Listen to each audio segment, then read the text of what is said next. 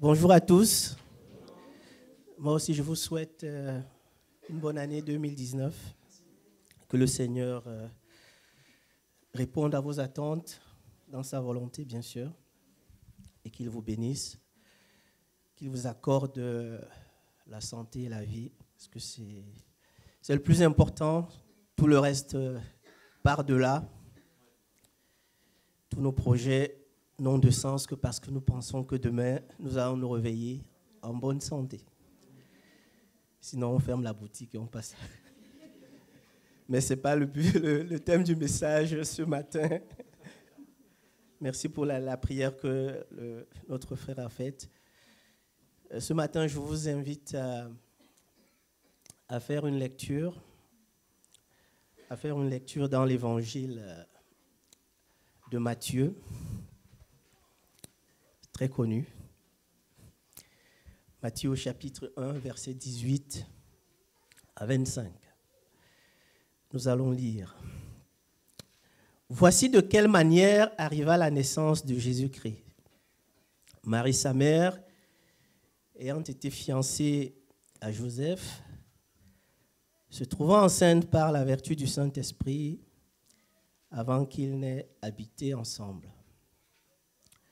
Joseph, son époux, qui était un homme de bien et qui ne voulait pas la diffamer, se proposa de rompre secrètement avec elle. Comme il y pensait, voici un ange du Seigneur lui apparut en songe et dit « Joseph, fils de David, ne crains pas de prendre avec toi Marie, ta femme, car l'enfant qu'elle a conçu vient du Saint-Esprit. Elle enfantera un fils et tu lui donneras le nom de Jésus. C'est lui qui sauvera son peuple de ses péchés. » L'Écriture nous dit que tout cela arriva afin que s'accomplisse ce que le Seigneur avait annoncé par le prophète. Voici la Vierge sera enceinte, elle enfantera un fils et on lui donnera le nom d'Emmanuel, ce qui signifie Dieu avec nous. Joseph s'étant réveillé, fit ce que l'ange du Seigneur lui avait ordonné et prit sa femme avec lui. Mais il ne la connut point jusqu'à ce qu'elle ait enfanté un fils, auquel il donna le nom de Jésus. Nous venons de fêter Noël, la fête de la Nativité, le jour où nous commémorons la venue de Jésus, Jésus le Christ, sur la terre. Juste une parenthèse, je pense que la date n'est pas importante. Ce qui est important, c'est que Jésus soit venu un jour sur la terre. Et ça, nous avons le droit de le commémorer, de le célébrer. Je referme la parenthèse. Mais il y a eu aussi d'autres naissances ces derniers jours. Notre pasteur, avec son épouse, ont eu la joie d'avoir un bébé dans leur couple. Et si vous fréquentez cette église, je pense que cela n'a pas dû vous échapper. Au cours des semaines qui ont précédé cette naissance, notre frère nous disait souvent à nous qui avons la responsabilité, mais aussi le privilège d'apporter le message de la parole dans l'église, d'être prêt et d'avoir un message d'avance. Car il pourrait nous appeler un dimanche matin et nous dire « Excusez-moi frère, mais je suis à la maternité. » Donc il fallait être prêt pour reprendre rapidement le culte et apporter un message.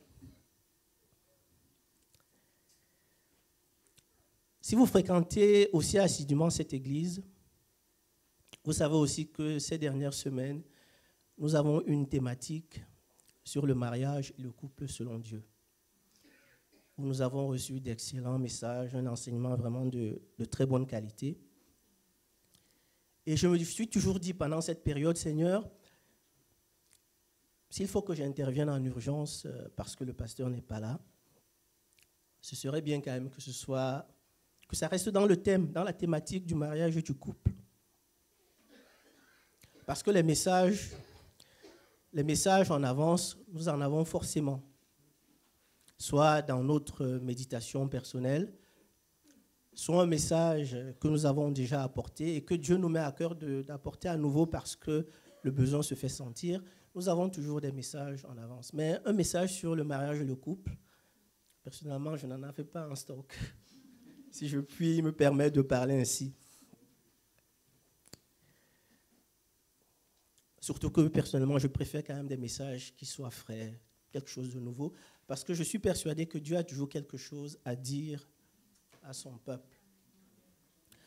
Donc j'étais vraiment dans cet état d'esprit-là ces dernières semaines. Et à l'approche de Noël, j'ai entrepris, comme d'habitude, de relire les passages de l'Évangile qui nous parlent de la naissance de Jésus. J'ai donc tout naturellement relu le passage que nous avons lu. Et pendant que je faisais cette lecture, le Saint-Esprit a fait remonter dans mon cœur cette pensée. Derrière cette naissance, il y a un couple. Derrière cette naissance, il y a un couple. Dieu est vraiment très bon parce que je me suis rendu compte, Seigneur, tu viens de répondre à ma prière, à la prière faite juste quelques jours avant, tu viens d'y répondre. Du coup, je n'ai plus lu ce texte comme je l'ai toujours lu. En effet, dans la plupart de nos Bibles, pour ne pas dire pour toutes les Bibles, le titre donné à ce texte, c'est « Naissance de Jésus-Christ ». Et c'est vrai, parce que c'est l'événement le plus important de ce récit. Mais ce n'était plus ma disposition d'esprit quand je lisais ce texte. Dieu avait orienté mon esprit sur autre chose. Donc vous pouvez être rassurés ce matin. Ne dites pas après qu'on ait fait la lecture, le frère il est en retard de 10 jours, la Noël c'est déjà passé. Pourquoi il nous fait relire le texte de la Nativité? Non, je ne vais pas parler de la naissance de Jésus, mais je vais parler du couple. Je vais parler du couple comme un complément de ce que nous avons reçu depuis toutes ces semaines. Je vais parler du couple parce que je pense que nous pouvons aussi lire ce texte avec cette disposition d'esprit. Et c'est tout naturellement que j'ai donné ce titre à ce message ce matin. Derrière la naissance de Jésus, il y a l'histoire d'un couple. Il y a l'histoire d'un couple, Marie et Joseph. Ce n'était pas un couple qui était parfait.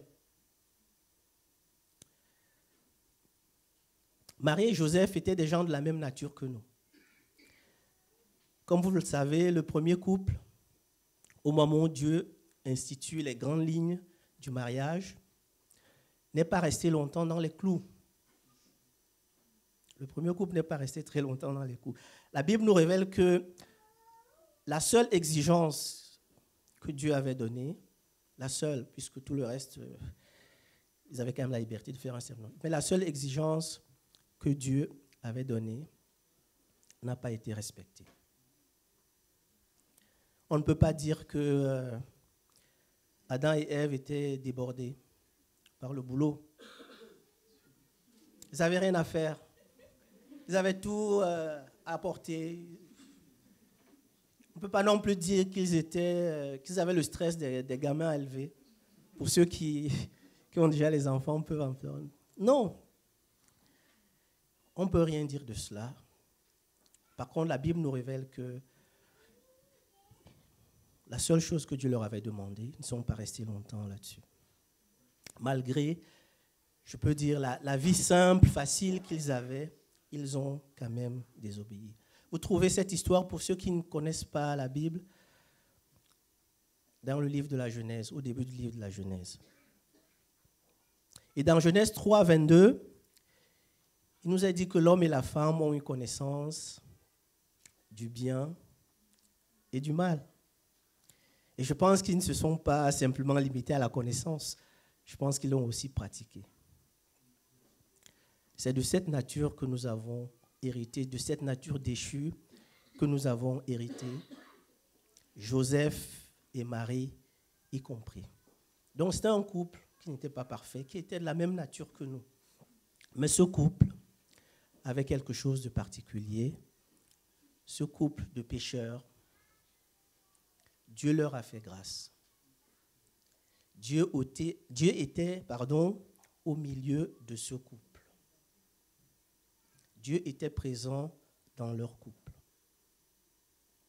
Comme nous aujourd'hui, des pécheurs rachetés par grâce, par le sang précieux de Jésus, auquel Dieu est présent. Donc un couple qui nous ressemble à bien des égards, mais qui a eu le privilège de recevoir Jésus-Christ en son sein. Alors, je me suis dit, la vie, le vécu de ce couple a forcément des choses à nous dire, que nous pouvons tirer certainement des enseignements si on regarde ce couple. Leur histoire peut nous parler. C'est cela qui a nourri ma réflexion. C'est cela qui a nourri ma méditation. Et c'est ce que j'aimerais partager ce matin avec chacun de nous. Si vous relisez ce texte chez vous, avec cette disposition de cœur, dire, c'est vrai, ce passage nous parle de la naissance de Jésus, mais peut-être que je vais focaliser sur... Vous en tirez peut-être d'autres renseignements, parce que Dieu nous parle de différentes manières. Personnellement, j'en ai tiré 3. J'ai tiré 3 enseignements, de cette méditation, et j'aimerais partager ce matin avec vous. Ma prière, c'est que Dieu nous bénisse ensemble au travers de cela. Le premier enseignement que j'ai tiré, c'est que le couple, c'est d'abord la rencontre de 2 personnes. C'est une évidence, mais je crois que nous avons souvent tendance à l'oublier. Nous avons tendance à l'oublier et nous oublions que chacun vient dans le couple avec son histoire. Chacun vient dans le couple avec son identité. Chacun vient dans le couple avec ses qualités et ses défauts. C'est cela que chacun apporte dans le couple. Dans notre histoire ici, il nous est parlé de Marie. Il a dit, voici de quelle manière arriva la naissance de Jésus. Marie, sa mère, ayant été fiancée à Joseph. Alors je me suis dit, qui est Marie? Qu'est-ce que je sais vraiment de Marie? Dans le passage que nous avons lu, nous n'avons pas beaucoup d'informations. Alors je me suis dit, il y a peut-être des choses à trouver ailleurs.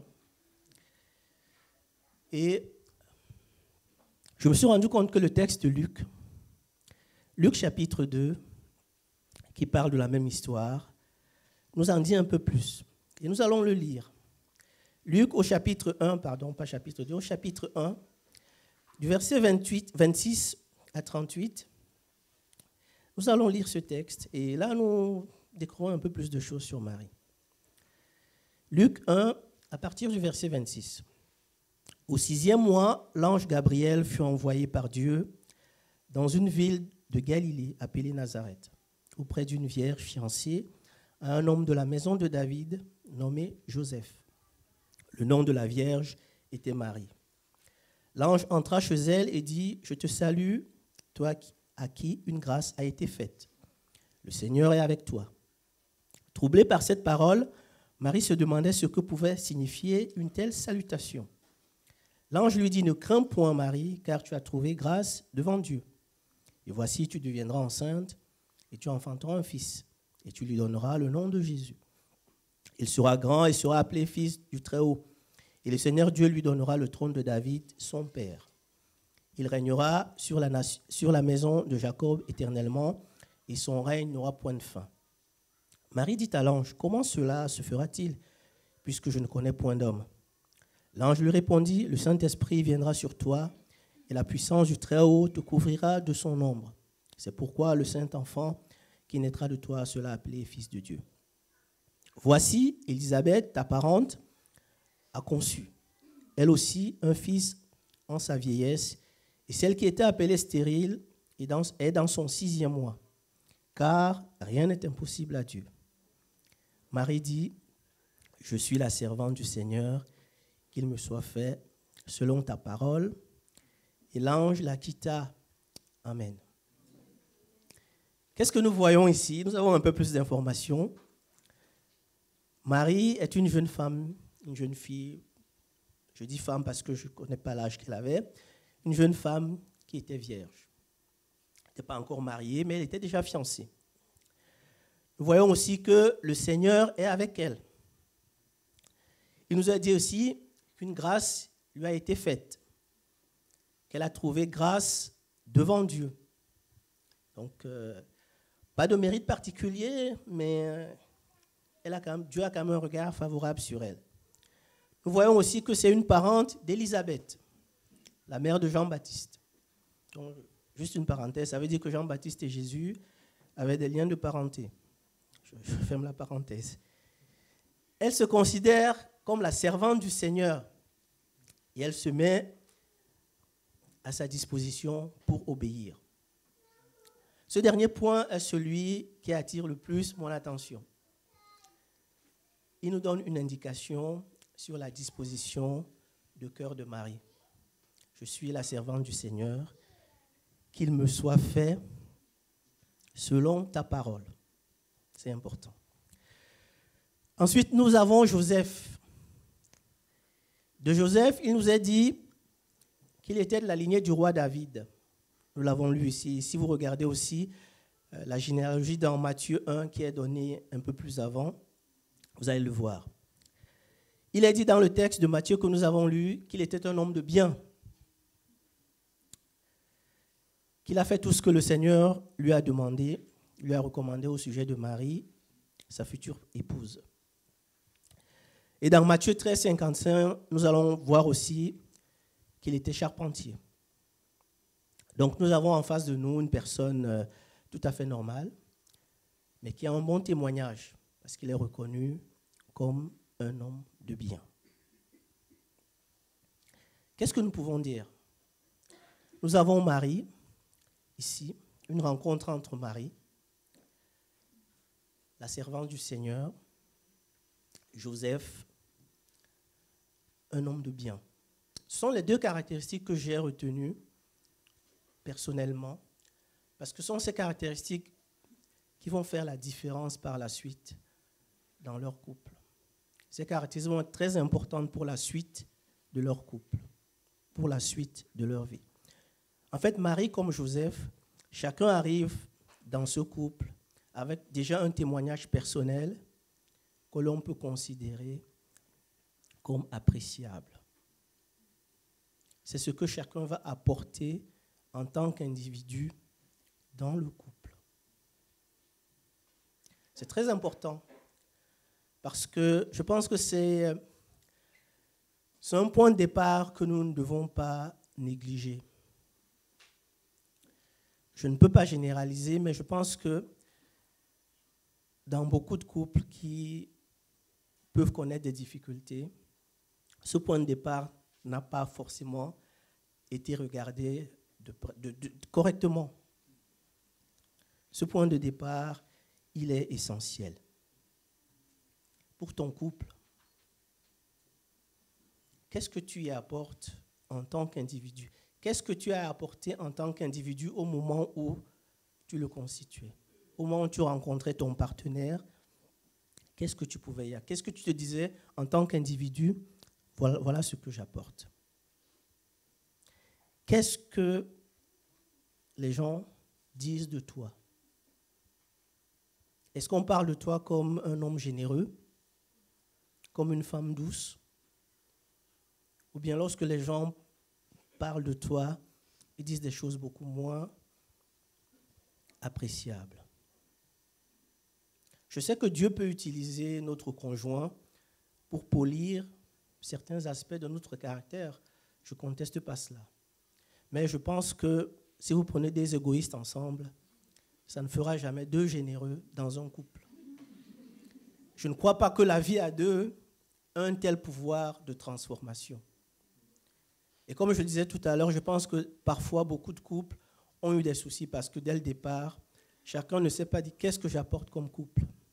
S'il y a des choses que vous considérez que Dieu doit changer maintenant, avant que vous rentrez en couple, demandez-lui de le faire.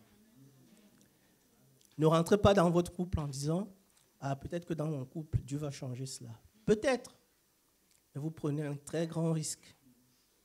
Vous prenez un risque très important. Nous connaissons l'histoire d'Ananias et de Saphira dans le livre des Actes au chapitre 5. Ce sont deux personnes qui vont vendre un terrain et qui vont mentir. Il n'y a pas eu l'un pour attraper l'autre. Peut-être qu'ils étaient déjà entendus avant pour dire, voilà, on va dire, quand on m'a demandé combien nous avons vendu le terrain, on dira ça, peut-être. Mais ça veut dire que foncièrement, au départ, c'était des gens qui avaient quand même cette déclinaison. Notre couple sera d'abord ce que chacun y apporte individuellement. Et ne sautons pas cette étape, chers frères et sœurs. Marie et Joseph étaient des gens de la même nature que nous. Et avant même qu'ils ne se retrouvent en couple, chacun avait déjà un témoignage, selon moi, qui suscitait l'admiration. Marie avait une disposition de cœur pour dire « Seigneur, je suis à la disposition de ce que tu veux que je fasse. Je suis disponible. Tu me parles d'un truc que je ne comprends pas, qui me dépasse. Mais bon, si c'est comme ça, je suis disponible pour cela. » Et Joseph, il avait un témoignage, c'était pas un super homme. D'ailleurs, et ça m'a interpellé parce que en particulier Joseph, sont des gens qui disparaissent complètement dans la Bible. Mais c'est à eux que Dieu a confié l'éducation de son fils. Donc je disais, s'il y a quelque chose de décisif que tu dois gérer maintenant, gère-le maintenant avant de rentrer dans le couple. Dis, Seigneur, tu connais qui je suis, tu sais que ce truc-là, il faut vraiment que tu le changes avant que je ne rentre dans le couple, parce que sinon ça va être très dangereux. Et je pense que Dieu le fera. Dieu le fera. Le deuxième enseignement que j'ai eu sur ce passage, c'est que Dieu approuve leur union. Joseph, fils de David, ne crains pas de prendre avec toi Marie, ta femme. En fait, Dieu est pour ce couple. Et c'est très important. L'histoire ne nous dit pas à quel moment ni comment Joseph a appris que sa fiancée était enceinte. Si vous revoyez ce qu'on a lu dans Luc, au chapitre 1, il est dit qu'après la visitation de l'ange Gabriel à Marie, elle va partir chez sa parente Élisabeth. Et elle va y rester 3 mois. Est-ce que Joseph a appris la nouvelle de la grossesse avant que Marie ne parte? Est-ce qu'il a entendu des rumeurs pendant que Marie était chez Élisabeth? Parce qu'il est quand même resté 3 mois là-bas. Est-ce que les bruits ont couru? Nous sommes dans des sociétés où ça parle quand même un peu. Ou bien est-ce que c'est lorsque Marie est revenue 3 mois après, il lui a dit, chérie, tu sais, vraiment j'attends un bébé. Souvent la Bible nous raconte une histoire et elle va très vite. Mais essayez de vous représenter la scène, essayez de vous mettre à la place de Joseph. C'est sa fiancée et il apprend qu'elle est enceinte. On ne sait pas comment, parce que même moi je ne sais pas, et on ne sait pas quand. Et moi je me suis dit, Joseph a dû se dire, mais c'est pas possible, elle attend un bébé. C'est quoi cette histoire-là? Et en plus, elle se moque de moi là. Hein. C'est quoi cette histoire de Saint-Esprit? Non, mais essayez d'imaginer, parce que nous pensons que les personnages de la Bible sont des personnages du ciel. Non, c'était des êtres comme nous, qui font travailler leur cerveau, qui s'imaginent des choses. Et j'ai essayé de mettre à la place de Joseph comment il a su, comment il a appris, quelle a été sa réaction. Et la famille, parce que les fiançailles, elles sont forcément faites en présence des deux familles. Donc si Joseph décide de rompre les fiançailles, il est obligé d'en parler, de dire pourquoi. Bref, humainement, toutes les conditions sont réunies pour que cette union n'aille pas plus loin. C'est clair, c'est une décision que Joseph va prendre. Et cette décision, elle est logique. Elle est logique au regard de la situation. À l'époque, je pense qu'une femme qui avait des enfants hors mariage n'était pas bien vue. C'est un euphémisme. Et de toute façon, Marie elle-même, elle va dire à l'ange, mais comment cela va se faire? Parce qu'elle-même, elle est perturbée. Moi, je ne connais pas d'homme. Ça va être quoi cette histoire? Je vais avoir un enfant. Comment cela va se faire? Donc, Joseph veut mettre fin à cette union, mais il veut le faire avec l'éthique qui le caractérise. Et on revient au point de départ. Parce que je pense que Dieu ne fait pas les choses par hasard. Il veut le faire sans humilier cette jeune fille. Il est dans une situation difficile. Il sait que c'est ce qu'il doit faire. Mais il va prendre cette décision. Cette décision qui doit forcément lui fendre le cœur. Mais même à ce moment-là, il va prendre cette décision en respectant le plus possible ce qu'il est, un homme de bien. C'est très important. Parce que je crois que c'est à ce moment-là que Dieu va intervenir. Parce que du point de vue de Dieu, Marie est déjà la femme de Joseph. Pour Dieu, Marie est déjà la femme de Joseph. Dieu va lui dire, ne fais pas cela. Garde ta femme. Et si vous faites attention aux mots, parce que moi j'ai quand même regardé, Dieu parle déjà de ta femme. Ils ne sont pas encore mariés. Et cela m'a interpellé. Dieu parle déjà de ta femme. En d'autres termes, du point de vue de Dieu, c'est une union qui est déjà valide. Et je pense que Dieu ne valide pas notre couple le jour où on passe à la mairie. Quand c'est si on est en France où c'est la mairie qui est l'autorité officielle, je crois que Dieu ne valide pas notre couple ce jour-là. Je pense que le jour où Dieu nous fait rencontrer l'homme ou la femme qui doit être notre conjoint, pour Dieu, le couple est déjà valide. Il le valide. On doit respecter effectivement le processus que Dieu a mis en place, mais dans l'esprit de Dieu, c'est déjà un couple.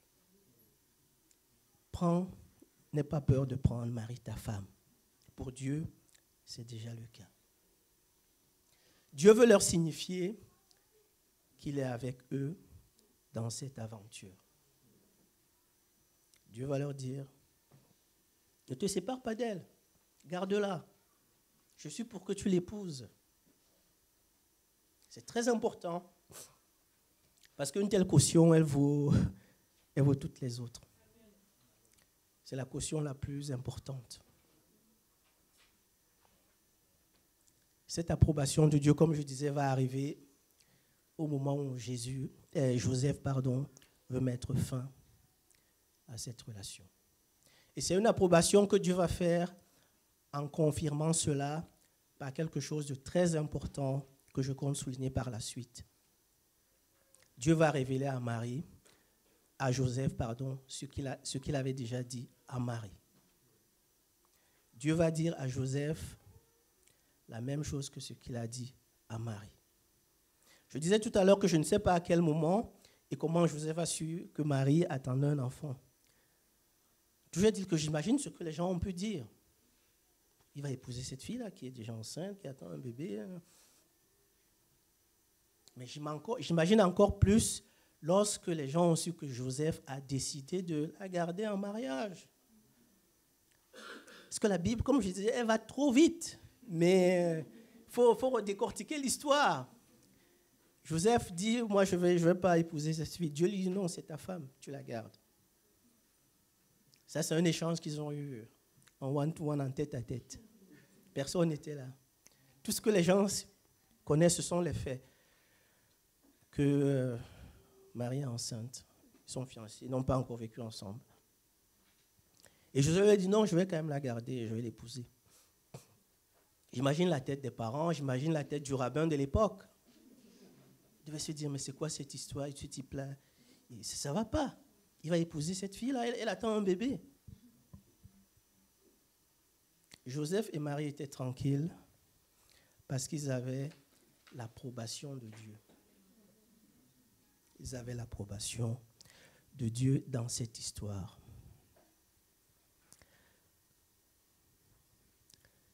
Tout ce qui concerne Jésus est particulier et unique. Ça, je le sais. Donc, vous ne connaissez sûrement pas la même histoire que Marie et Joseph. Mais si vous êtes des enfants de Dieu et qu'il approuve votre couple, il vous le montrera d'une manière ou d'une autre. Dans votre histoire, si Dieu veut que vous soyez ensemble, il vous le montrera. Il disposera les circonstances, de manière à ce que votre histoire ait un sens. Ce sera peut-être votre rencontre. Ce sera peut-être les circonstances dans lesquelles vous êtes retrouvés. Dieu va faire en sorte que votre histoire vous parle. Qu'elle vous parle d'abord à vous. Et j'insiste là-dessus. Parce que vous êtes les premiers concernés. C'est ce que Dieu a fait avec Marie et Joseph. Et à deux, ils pouvaient faire face, même à la famille, même à tout l'establishment qui était là, parce que Dieu leur avait donné quelque chose qui était à eux en tant que couple. Dieu leur avait dit, je suis avec vous et vous pouvez y aller. Vous êtes déjà mariés. Est-ce que vous avez quelque chose, tous les deux, que vous pouvez dire? Nous pensons que Dieu a permis que nous puissions être ensemble pour notre vie. Est-ce que vous avez des circonstances? Est-ce que vous avez quelque chose que Dieu vous a indiqué en disant, j'ai souhaité que vous soyez ensemble? C'est une question qui n'est pas simple. Je me la suis posée, je me suis dit, Jean-Fils. Dans ton couple, si Dieu veut que vous soyez ensemble, il va le permettre. Qu'est-ce que Dieu pense de ton couple? Toi qui penses à te marier ou à t'engager dans la vie à deux, qu'en pense Dieu, selon toi? Qu'est-ce que Dieu pense de ce que tu veux faire? Ce n'est pas forcément un ange qui va te parler. Hein. Je ne sais pas ce que je veux dire. Mais ce sera par exemple des circonstances de votre rencontre. Les événements qui ont fait que miraculeusement, tout plaidait pour que votre union se casse la gueule. Les choses se sont remises ensemble. Cela fait partie des choses que Dieu nous donne en tant que couple pour resserrer nos liens. Pour que ce soit un témoignage demain, si par exemple nous avons des enfants, que nous puissions leur dire, nous pensons que Dieu a été avec nous dans cette histoire parce qu'il y a eu ça, parce qu'il y a eu ça, parce qu'il y a eu ça. C'est notre histoire à nous. Elle sera notre propre histoire. Pour Marie et Joseph, c'était cette arrivée miraculeuse de Jésus. C'est leur histoire, mais tu as ton histoire à toi. Tu veux rentrer dans la vie à deux. Qu'est-ce que Dieu en pense? Quelle est la confirmation qu'il vous a donnée à ce sujet? Vous devez vous poser cette question. Bien sûr, cela suppose que vous priez et que vous écoutiez le même Dieu pour qu'il n'y ait pas de cacophonie, pour que ça n'aille pas dans tous les sens. Cela va de soi, mais j'ai tenu quand même à le rappeler. Oui, Dieu a permis que Marie et Joseph restent ensemble. Il leur a dit, l'enfant que Marie porte, il vient de moi. Il ne leur a pas dit ça en même temps. Il a dit à Marie, ensuite il a dit à Joseph. Et les deux se sont retrouvés en disant, là on a la même information, Le monde peut s'écrouler, mais nous croyons que Dieu est avec nous dans cette histoire. Si tu veux t'engager, même toi qui es déjà en couple, pose-toi la question. Seigneur, peut-être que tu as des éléments et c'est merveilleux parce que tu sais que Dieu a été là, il a mis sa main. Le dernier enseignement que j'ai tiré de cette histoire, et ce n'est pas le moins important, c'est que Dieu a voulu que Jésus arrive au sein d'un couple. C'est très important, chers frères et sœurs. Je sais que les circonstances de la vie peuvent nous conduire à élever seuls nos enfants. Je ne veux pas condamner cela. Je ne condamne pas cela parce que Dieu connaît toutes les circonstances de nos vies. Dieu est maître de toutes ces circonstances. Et j'aimerais juste rappeler certaines choses. Comme je disais tout à l'heure, Dieu prend en compte les circonstances de nos vies. De toute façon, Dieu savait que à cette époque en Israël, ce n'était même pas la peine qu'il y ait une femme avec un enfant tout seul. Dieu prend en compte les circonstances de nos vies. Et hier comme aujourd'hui, c'était compliqué. Compliqué d'élever seul un enfant. Donc nous pouvons le reconnaître, si c'est juste factuel. Et enfin, le père et la mère, chacun différent, apportent quelque chose de particulier à la vie de l'enfant. Et je pense que c'est ce que Dieu a voulu indiquer aussi en souhaitant que Jésus naisse au sein de ce couple. Joseph n'était pas le père biologique de Jésus, mais il s'est comporté en père. Il s'est comporté en père, et non seulement lui s'est comporté en père, mais je pense que Dieu a aussi fait les choses pour nous l'enseigner. Et du coup, j'ai commencé à regarder. Il est parlé du recensement dans Luc 2. Le recensement est fait au nom de Joseph. C'est de la lignée de Joseph, parce que c'est par rapport à Joseph que le recensement s'est fait. Et nous savons que c'est pendant ce moment de recensement que la naissance est arrivée.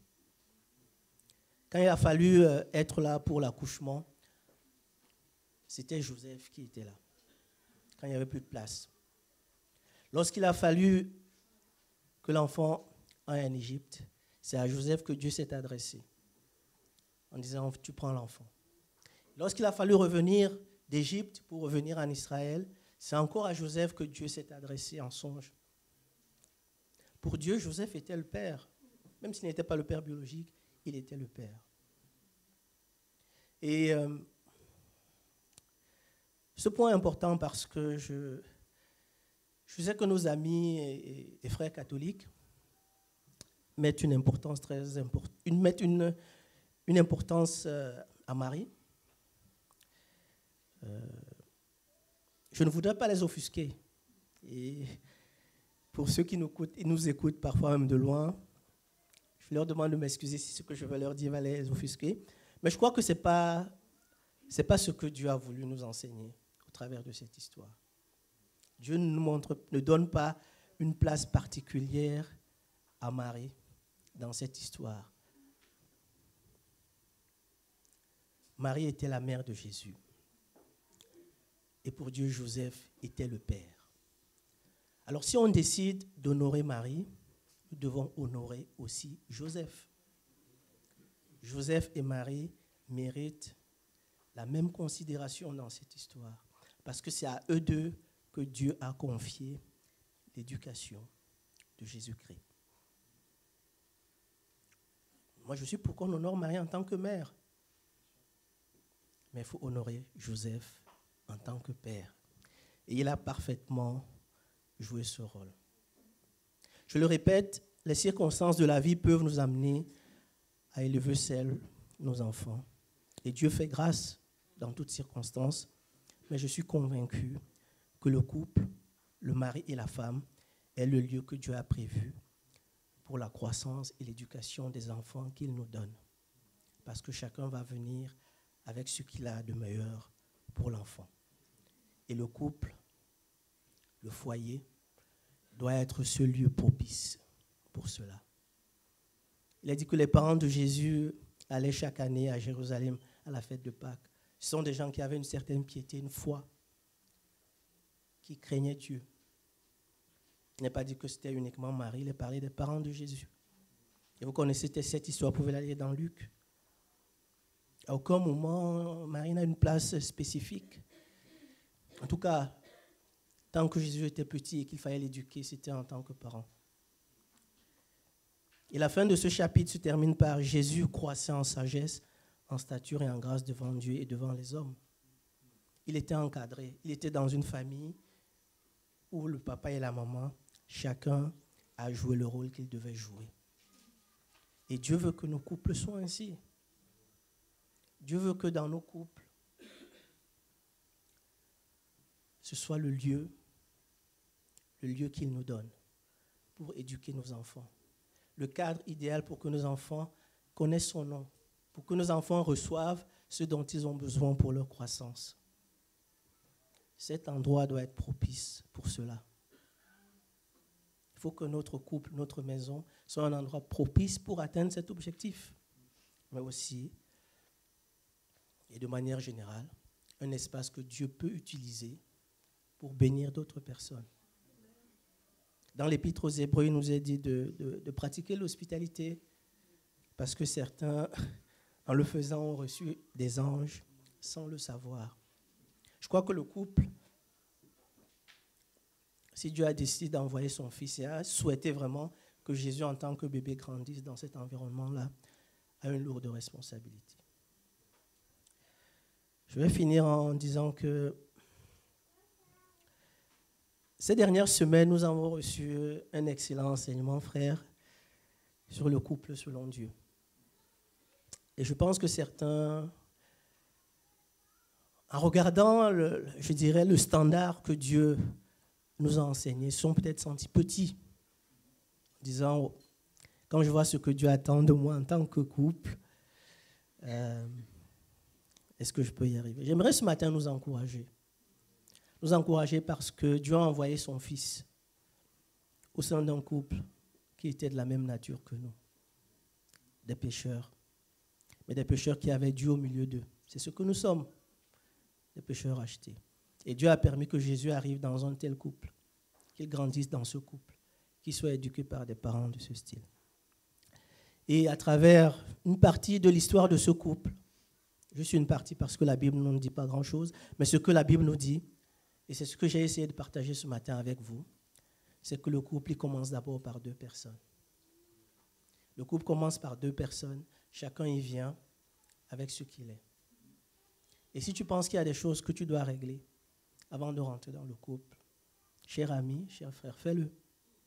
Ne rentre pas dans le couple avec des fardeaux, parce que cela risque de se multiplier dans le couple. Parce que tu ne seras plus seul, vous serez deux. Et ensuite, il faut s'assurer que Dieu est avec vous dans l'aventure. Très important. Et s'il est avec vous dans l'aventure, il vous le montrera. D'abord à vous. Il vous le montrera. J'en suis certain. Je ne sais pas comment il fera, mais dans votre histoire, dans vos circonstances, il montrera qu'il est avec vous. Bien sûr, cela suppose que vous écoutez et priez le même Dieu. Et enfin, il faut que notre couple soit un endroit où il fait bon vivre. Un endroit qui est propice pour la vie, pour élever les enfants que Dieu va nous donner. Alors, si nous avons cela en tête, je pense que Dieu peut aussi faire de grandes choses avec nous. Dieu peut faire encore de grandes choses dans nos vies, dans nos couples. Qu'il nous bénisse ce matin.